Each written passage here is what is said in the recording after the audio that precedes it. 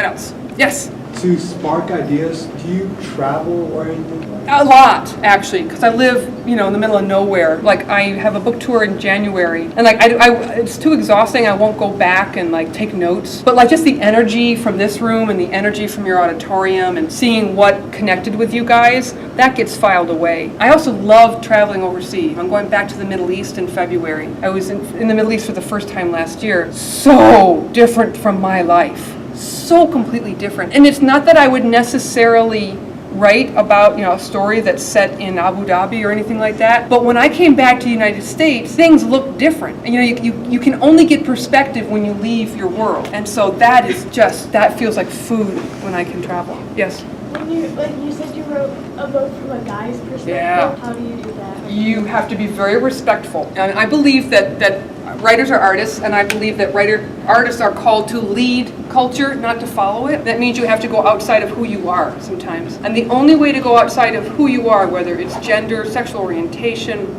ethnic background, time period that you live in, is to be very, very humble and to approach and ask a lot of questions with respect. And so I did more research for Twisted than probably all of my other YA books combined. And most of that research was sitting down with teenage boys and grown men and listening and asking them questions. And it's really, the book is a testimony to how generous they were and how honest they were with me. And then, I'll tell you a secret, and then I did some research into testosterone. Boy, is that fascinating stuff. And I came across the work of a biology, like a high, PhD kind of lady who was researching testosterone. And she wanted to know, what does it feel like to have your testosterone level escalate? Because like guys go from 0 to huge testosterone at age 18. And so she started to wear a testosterone patch under very clinical conditions. And she was just like, an ordinary lady. And she found like somebody cut her off in traffic, and she jumped out of her car. And she was just like,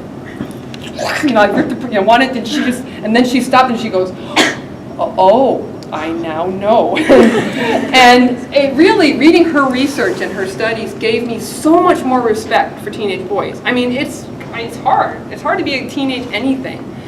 And I think in our culture, women, although we deal with a lot of stuff that's hard, women in American culture have more, get more support when we are emotional.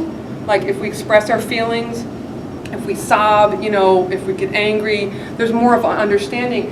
And because American culture is still kind of a wreck, boys get this wrong message that the only emotions that they're allowed to show is anger, preferably on a sports field. When men have every bit as much of an emotional range as women do, and their hormones are just as confusing as estrogen is.